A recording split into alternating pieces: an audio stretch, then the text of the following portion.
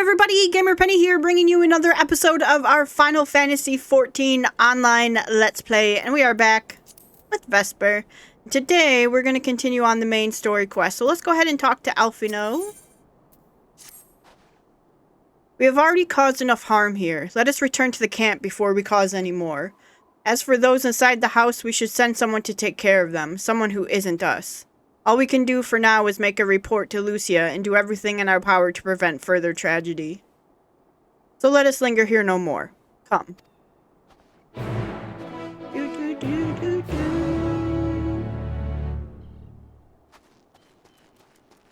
Welp, that sucked. That's right. That's where we left off. Alright. Oh, perfect mount for this weather.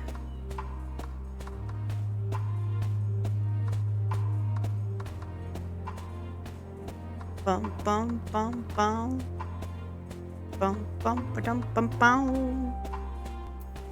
Let's see if there's northwest. Up this way? Past the train? Parachute. You know what? Can I go get that? I don't... Spoilers, I don't think you can get that yet.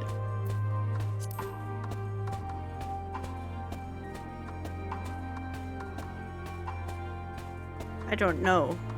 Don't know if you can get that yet. No. Jotun.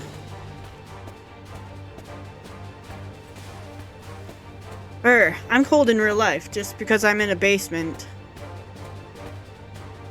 It's like 80 something degrees out and I'm here with a blanket and a fireplace on because our air conditioning like it cools the basement first and then the rest of the house, so it's always like what feels like 20 degrees colder down in the basement than it is the rest of the house. So cold my fingernails are turning blue.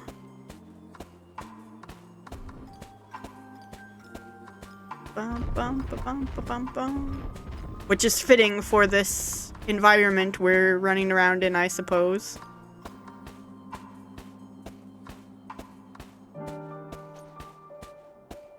Alright. Find Lucia.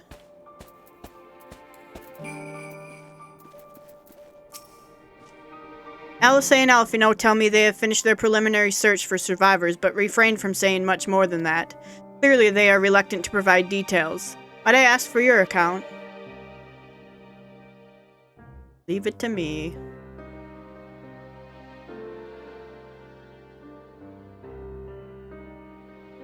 Thank you for your report.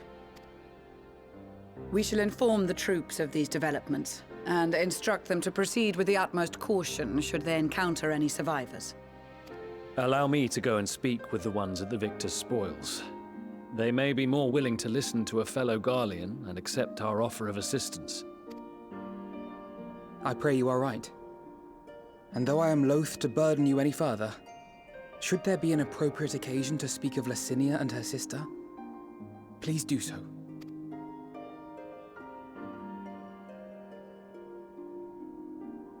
I am sorry to have put you through this. Oh, it's alright. My distress is nothing compared to their suffering. So tell me, what else have we learned?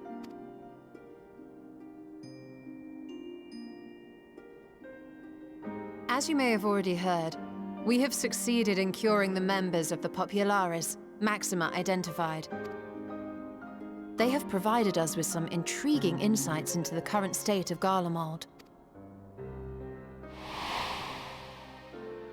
Flashbang. The assassination of Emperor Varus was the catalyst for the civil war.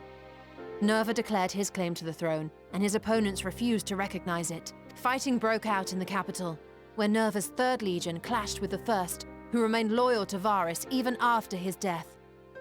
Do we ever meet Nerva? Of course, Even Imperial warmongers would balk at the idea of turning their shining city into a battleground. Like burning down the wood to spite the wasps. Neither side would be so mad. Unless something or someone inflamed their animosity to such an extent that they could not help but act against their better judgment.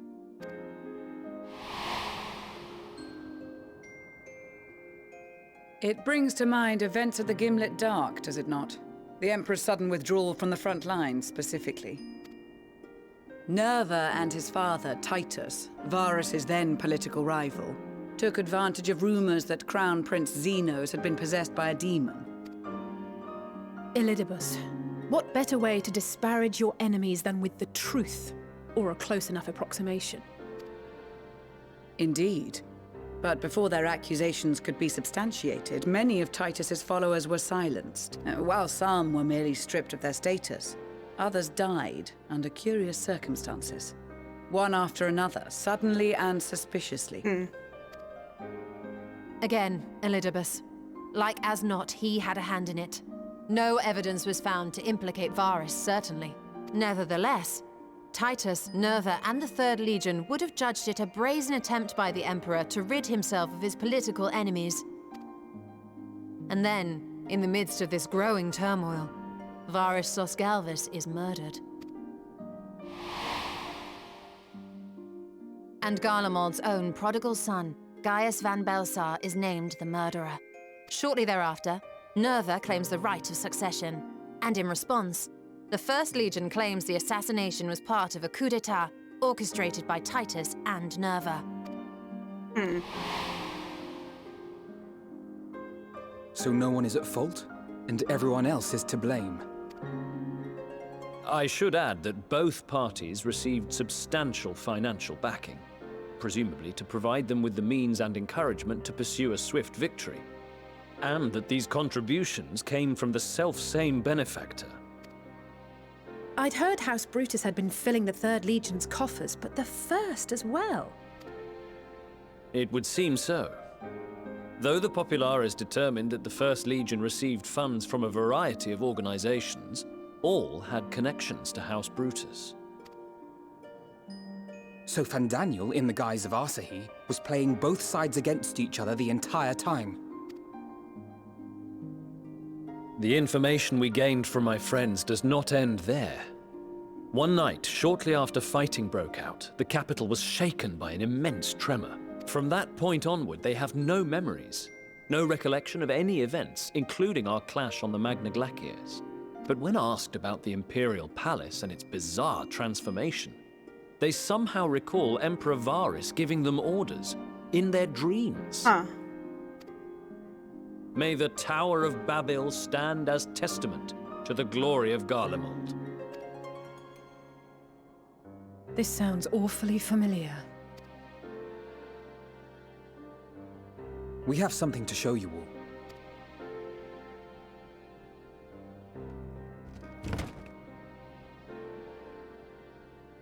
On the radio? Varus spoke to them through this radio.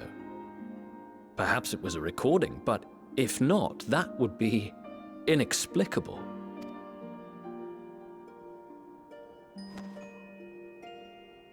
We are of one mind, then. The ether that permeates the ore used in this device is almost identical to that of the talismans. I see it. While it is likely more by coincidence than design, these devices might also ward against a primal's influence. A picture is beginning to form. If the tremor felt throughout Garlemald was a wave of ether emitted by a primal, then while those within range would have been tempered, those huddled around a radio desperate for news concerning the Civil War would have been spared. No wonder Licinia kept it close. My friends! I must speak with you! Ron, Serena. A young man was caught trying to steal our supplies. He is a soldier of the Iron Men, we think, but one who has not been made thrall. Thankfully, Magni restrained him before blood was spilled. The stranger is outside, if you wish to ask him questions.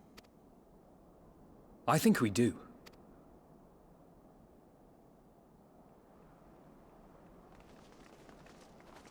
Oh, Euless. Who do we have here? Spoiler. Sorry. He's one of my favorite characters. Garleans? Traitors to your homeland! Have you no shame?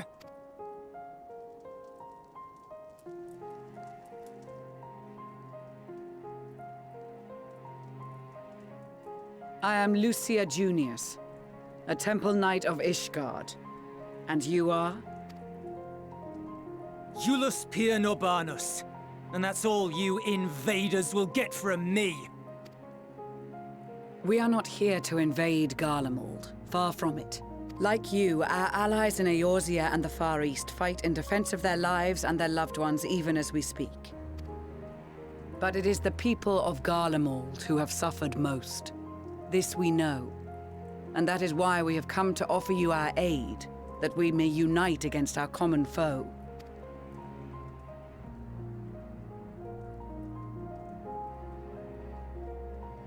Whether you believe me or not, those are the facts. Now, answer me this. Why would a proud soldier of the Empire be reduced to stealing? The situation must be dire indeed for you to go to such lengths. If it is supplies you seek, we would gladly share ours, or turn a blind eye while you leave with your spoils. I will not negotiate. My commander will determine how to deal with you and yours. If you wish to treat with him, I will take you, but no more than 3. I don't much like the sound of that. But if we do accept his proposal, I suggest the 2 of us and...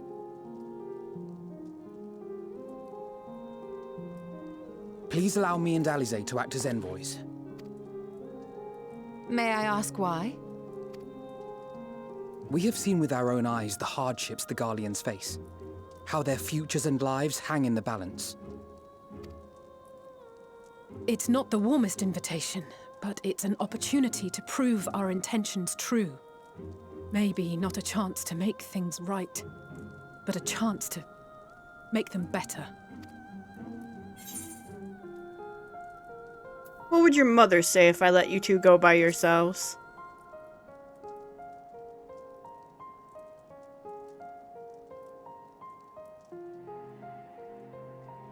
I can see that persuading you otherwise is a lost cause, but you will proceed with the utmost care.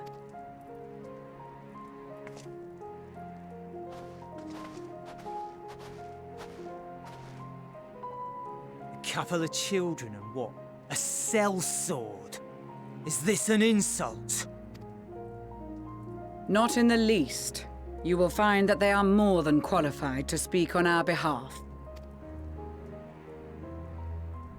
There are many dangers on the road ahead. I will need that back.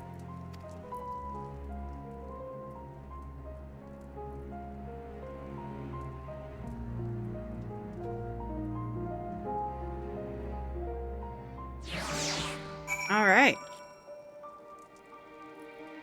So interesting. So I didn't know we met Julius so quickly. You will be received as invited guests, and so I urge you to observe proper social etiquette and conduct yourselves accordingly. Your safe return takes precedence above all else. Remember this. Thancred, in particular, will be worried sick if you're gone too long. May the Fury watch over and keep you. So Thancred's gonna be watching us.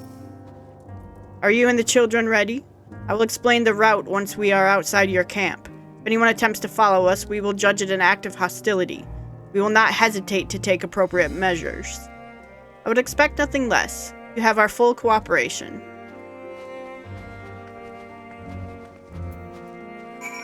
Okay. Let's go.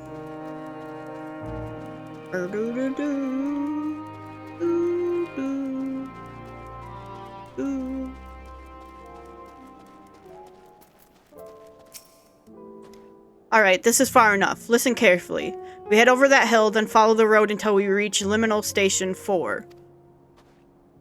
Children in the lead. I want you where I can see you. We do have names, you know. I'm Alice, and he's Alfino. And last but not least, there's Vesper. Vesper? Where have I heard that before?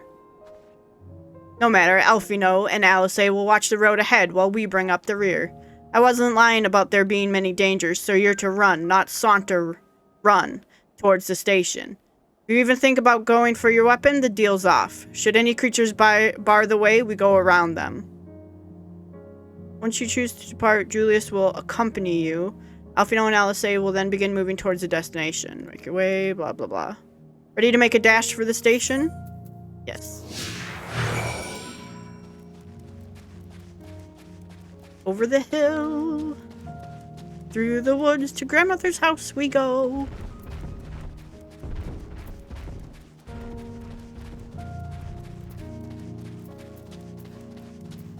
We don't want to pull any of these bears or whatnot. No! Run, Euless!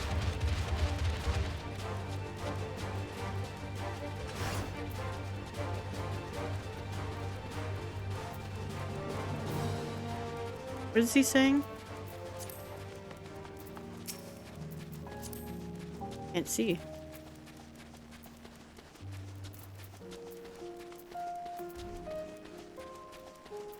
Better not draw attention.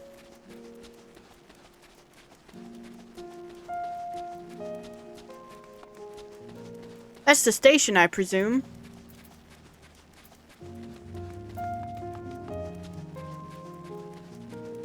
Go around this Jotun.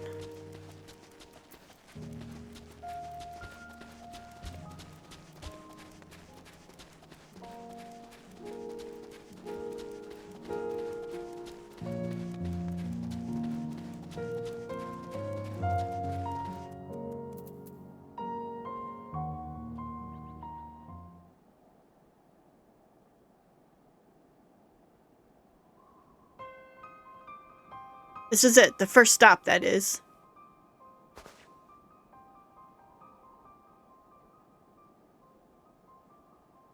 Good. It looks like your friends knew better than to follow us. Are these your headquarters? No, we're stopping here so I can check for pursuers. Since it appears you've kept your side of the bargain, we can carry on.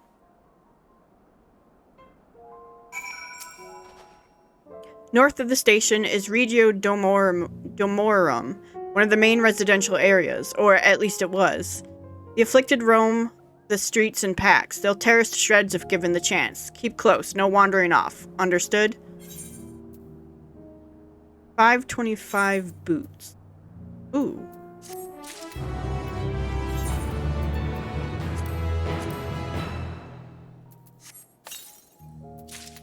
What do these look like? Oh, very nice. We can wear those. From here, we'll be heading northeast, keeping on the left of the railway. While the route itself is straightforward, getting past the hordes unseen is anything but. Keep your weapons at the ready. They would attack their own countrymen? Aye, they spare their own but slaughter the rest without hesitation. Though we'll try to avoid detection, the chances of sneaking by completely unnoticed are slim at best. I will lead the way, but in the event we are seen, you're to fight them off. Those two will follow us, provided they can refrain from drawing their weapons. Well, I doubt they would be foolish enough to stab their guide in the back. I will not take that chance. With that said, let us proceed.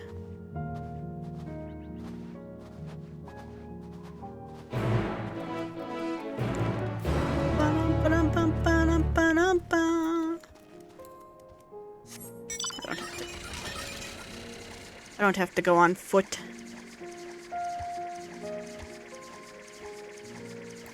Uh-oh. Let me get wing sauce. Hold on. I didn't come alone.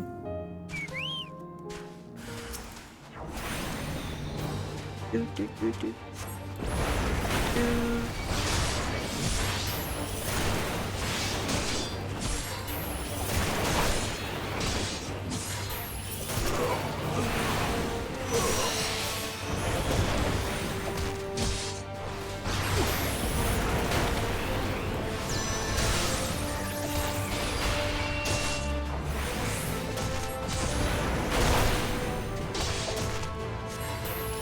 Here we go.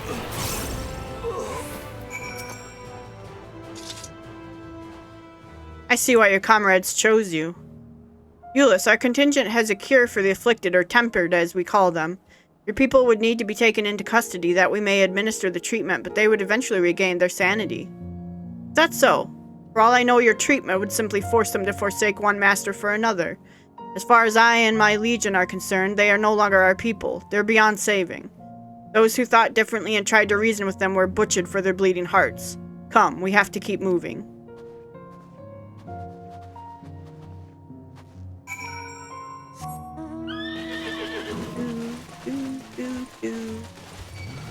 No.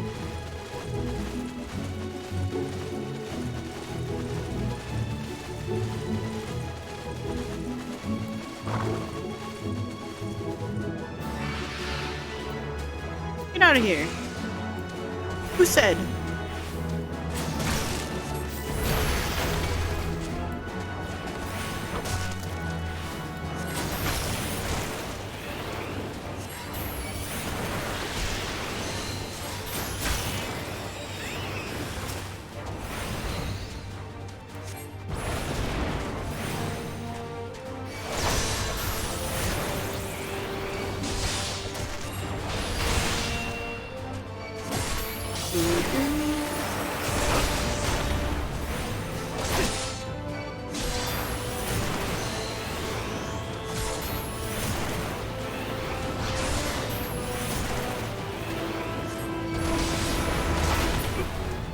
Okay.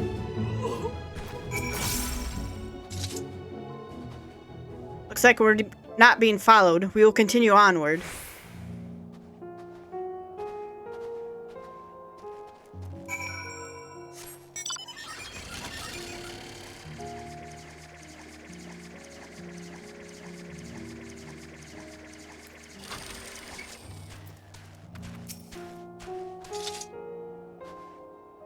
I meant what I said. These people deserve only death.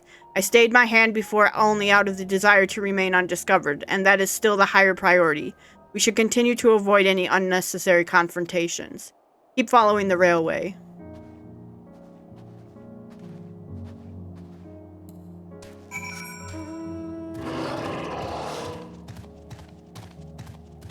Ooh. Ooh. Do do do.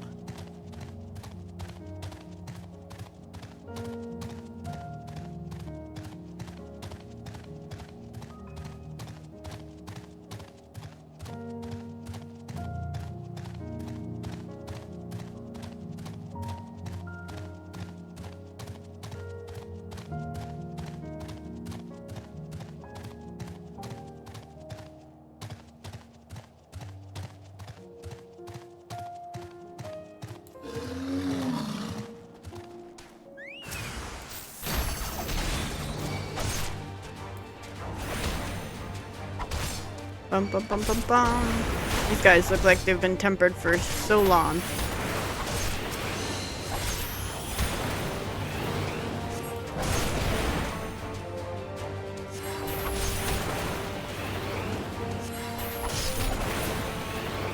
Okay.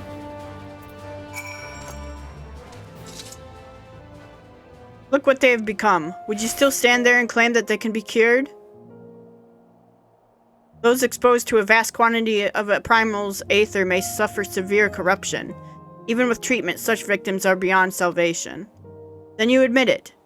Now that you have seen the monstrosities for yourself, perhaps you will think twice about speaking of a cure.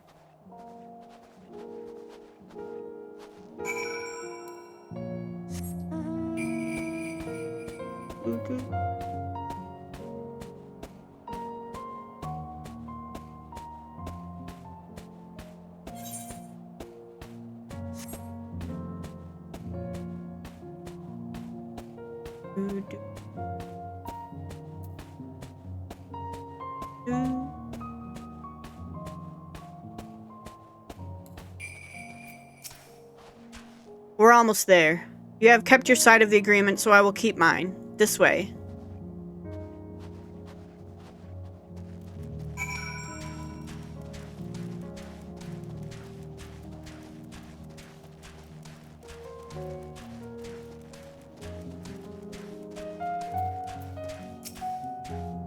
This is Tertium, one of Garlemald's largest stations. It now serves as our headquarters.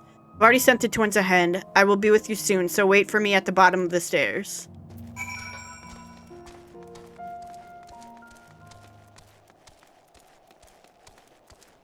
Theodora.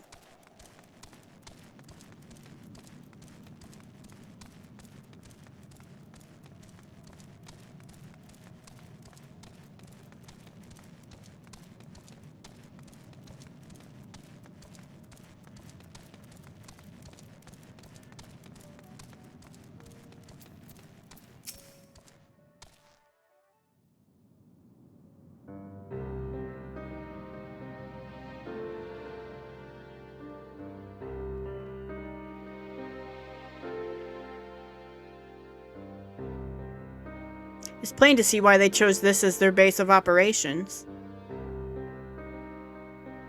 They could have done a lot worse. Even so, I imagine it's not the easiest place to live. Indeed, and if Euless was willing to make the perilous journey to Camp Broken Glass in search of food, their own supplies must be all but exhausted. They may be shielded from the wind and snow, but it's still bitterly cold. Much like Victor's spoils, it must be a constant struggle to keep their people warm. Lower your voices. While you may be here as my guest, the others will not take kindly to your presence. My commander is in the locomotive over there.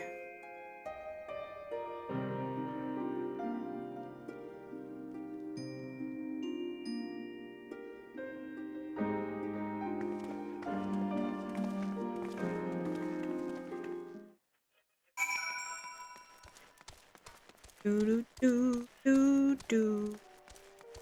Can I go get this first?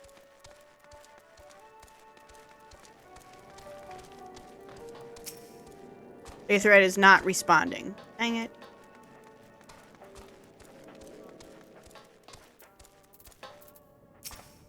Imposing commander.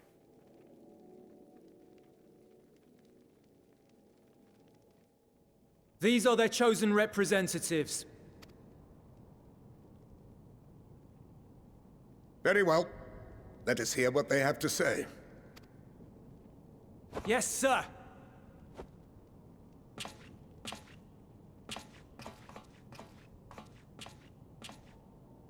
I present to you our commander,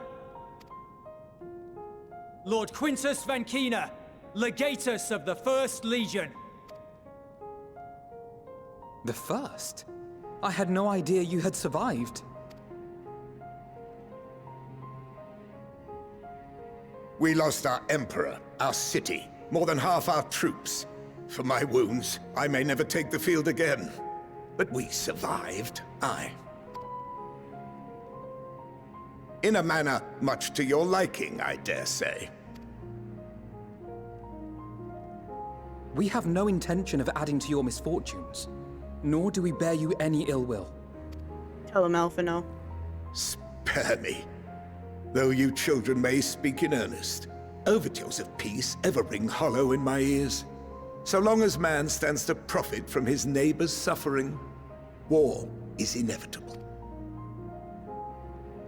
Driven from our ancestral homeland into this blasted waste. Yet still you yearned to rob us of our paltry scraps. 'Twas only with Magitech that you learned to keep your distance. Though we knew it was only a matter of time before you regrouped and returned. Conquest and Empire were our only defenses. Emperors Solus and Varys understood this, and through their campaigns saw us grow and prosper. Much blood has been spilled in Garlemald's name, aye. But if it is a choice between yours and mine, then it is hardly a choice at all. It's interesting the viewpoint they have, because to us, they're the bad guys. But to them, we're the bad guys because we drove them there first.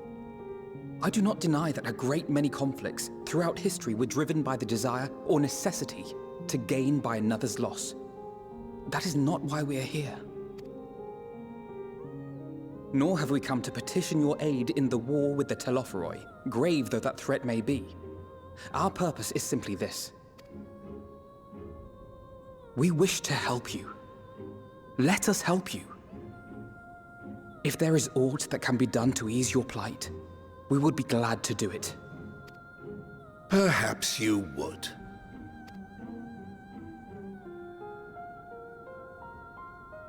But regardless of the ideals you espouse, your leaders would not send an army into Garlemald if they did not stand to benefit. If we accept their aid, they will expect their efforts to be rewarded once the Telophoroi are no longer a threat. And after compensation and concessions, the great empire would be brought to heel. Her enemies rejoice at her downfall. Our third eye, a mark of shame. We won't stand idly by and let your people be humiliated. And we're not alone in that.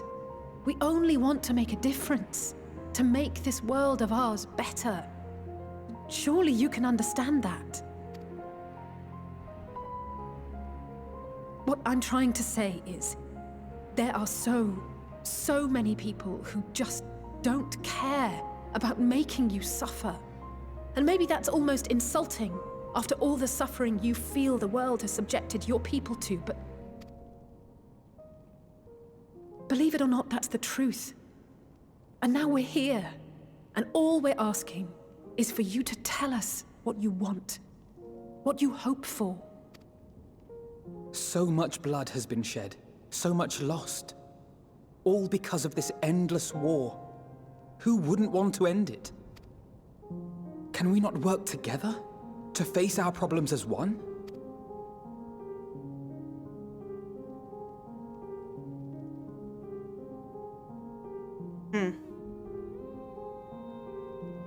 He's thinking about it. I don't think we're gonna... Answer me this, young peacemakers. If a world without conflict is your desire, why reject the unity and prosperity of Garlemald? Is it because we do not share your faith? That we do not share your heritage? That our ideals and virtues differ? That we cherish and hold in the highest that which you do not? Disparity is the root of discord, and peace built on compromise is flawed and fleeting. Happiness for one and all is a dream, and the reality is that to the victor go the spoils. That is why we Garleans will never submit nor surrender. For freedom and for pride, we will remain true to ourselves until the bitter end. That is my hope.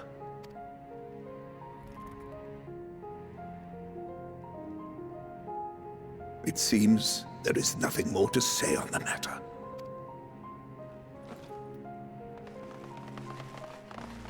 Uh-oh.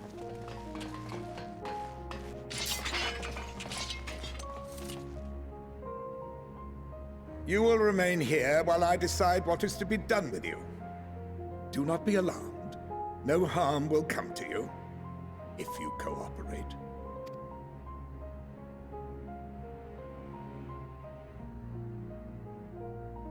We will not resist. However, as your guests, I ask that we be allowed to speak with the other members of your group. As you wish. I had no intention of locking you up, as by dawn you would be frozen stiff and you're no good to me dead. You are free to move about the encampment, but there is one condition. Collar them. Collar them?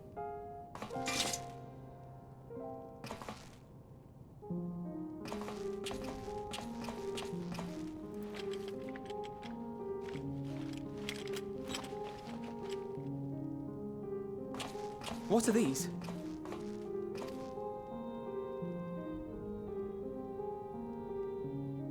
Incentive. You'll be watched at all times.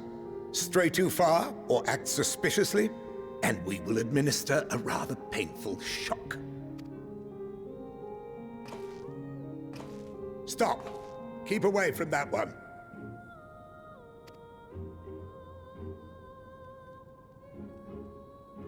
The champion of Eorzea is not so easily cowed.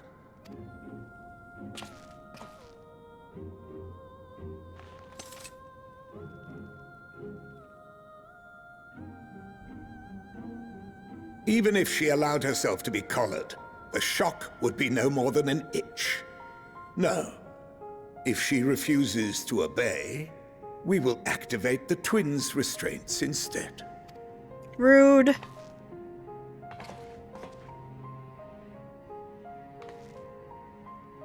You needn't worry about us.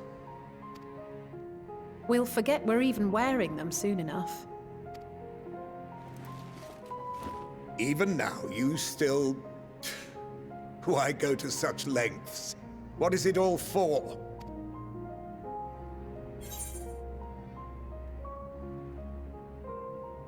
On the coldest, blackest of nights, meager though it may be, we must share the warmth of our fire.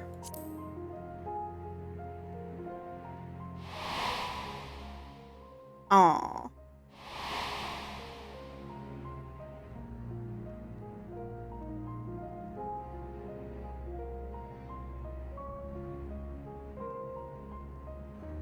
You are a curious one.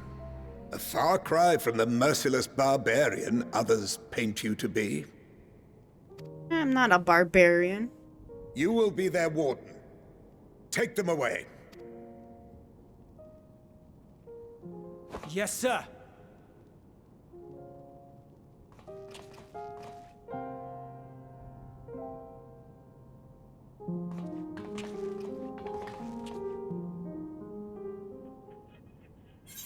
Interesting. Bow, bow, bow, bow, bow. Alright. It better not hurt the twins, that's all I've got to say. Euless? Hello, Warden Euless. As per Lord Quintus's instructions, I am to supervise you during your time here in Tertium. Before you ask, no, I don't have a key or any other means to remove your collars, nor would I tell you if I did. If you try anything, you'll soon wish you hadn't. So do you truly intend to speak to the others, or was that merely a ruse? We're in no hurry to disobey Lord Quintus, if that's what you mean, or perhaps you doubt the wisdom of his decision.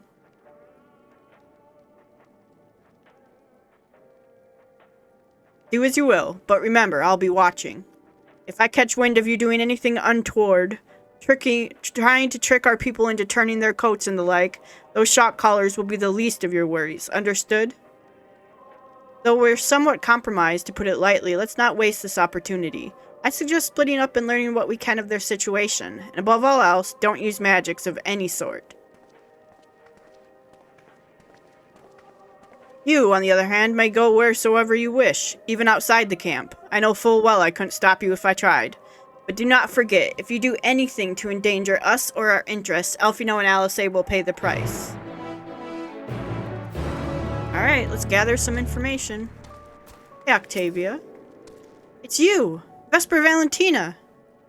I served under Lord Gaius in the... what's that? 14th Legion. I was there on the night the Praetorium fell. You and your adventurers, you killed them, my comrades, my friends. Swept them aside in their dozens, as though they were nothing to you. And maybe I am too, just another faceless enemy to be cut down. But it won't be long until my countrymen return. Till you get what you deserve. Mark my words. You're the bad guy. So cold. Oh. He needs help. I know who you are. The so-called champion of Eorzea. Come to gloat, have you? I'll wipe that smirk off your face. By the blood of our fallen compatriots, I swear I'll... Ugh. Damn. Tore the sutures. Of all the times, the worst of the lot within striking distance, and I can't even muster the strength. If it weren't for the third bleeding us, we'd be the end of you. Virgilia's treachery nearly cost Lord Quintus's life, but we made our escape. Took shelter in a mansion, tended to the wounded as we prepared to strike back, and then... night fell and we gathered around the radio. Then the roar, the terrible roar. The capital was in chaos, but we were spared. And if you can call this a mercy, mind intact but body broken, a soldier in name alone. I'd cut you down where you stand if I could, murderer. Dang. Magitech radio right here.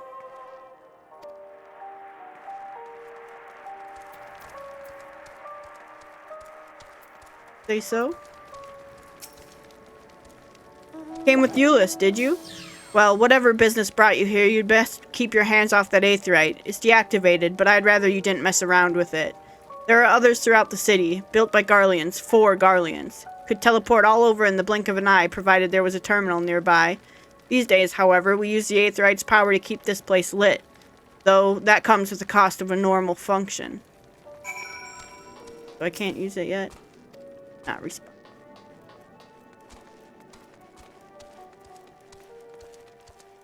Elfino? Did you learn anything of note? Then your findings are consistent with my own. Their plight is desperate indeed. The sick and injured are at greatest risk. Without warmth and proper nutrition, I fear they will soon perish.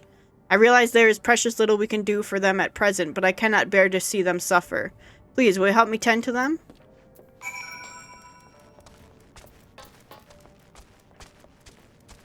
Flavius.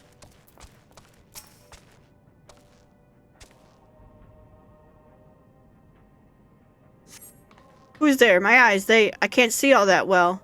Ah, thank you. The numbness has subsided a little, but I know I won't last much longer. Should look to the others who can still fight. Give them my ration.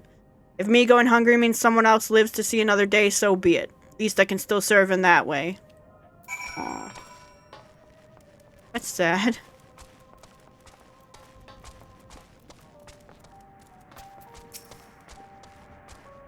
So those you met fare no better. I was afraid you would say that. I know we were warned against meddling in their affairs, but we can't leave them like this. Perhaps we might gain permission to have the contingent deliver supplies. Quintus may have made his feelings on the matter quite clear, but even he must recognize they are not in a position to refuse help. Maybe Euless could persuade him, though we need to persuade Euless first.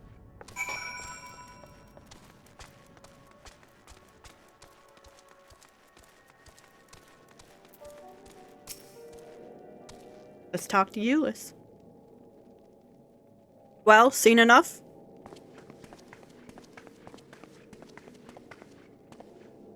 Euless, the people here have barely enough food and fuel to survive. Have you and the other soldiers been able to procure any more supplies?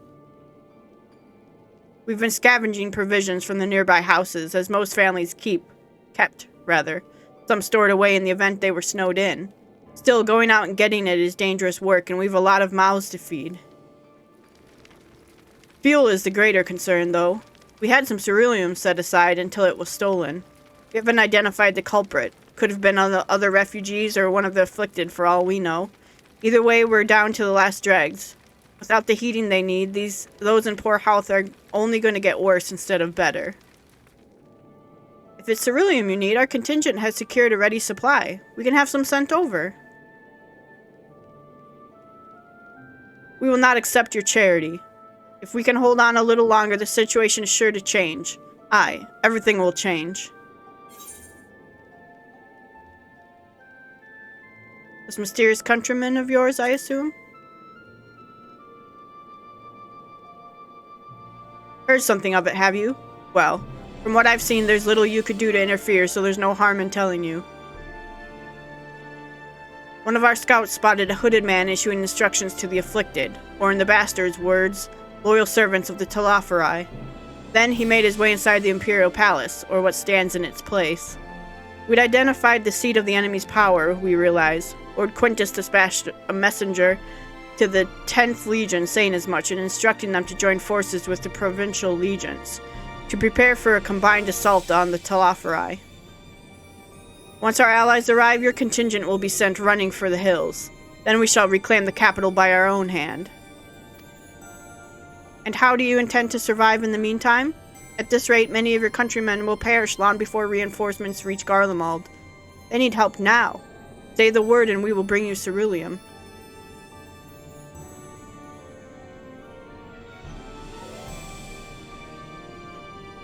Having a stare off. I will speak with Lord Quintus.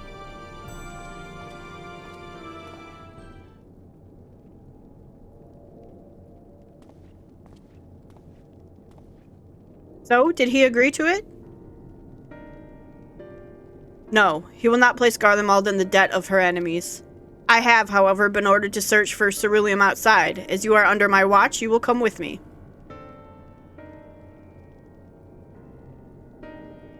Very well. After all, many hands make light work. You lot are more trouble than you're worth. Look at his face. Once we're outside, you will follow my instructions to the letter. We depart shortly.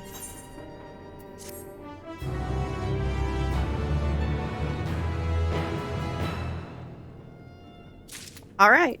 Well, we'll do that, but we'll do that in the next episode. So, guys, I'm going to go ahead and end this episode here. When we come back, we'll hang out with my bud Julius. Eulis. We'll hang out with him and we'll try to gather some ceruleum. So guys, I want to thank you so much for all of your support on this series. If you do want to see more of the Final Fantasy XIV online Let's Play, make sure to leave a like or subscribe to the channel. Otherwise, I will see you guys next time. Alright, bye-bye everyone.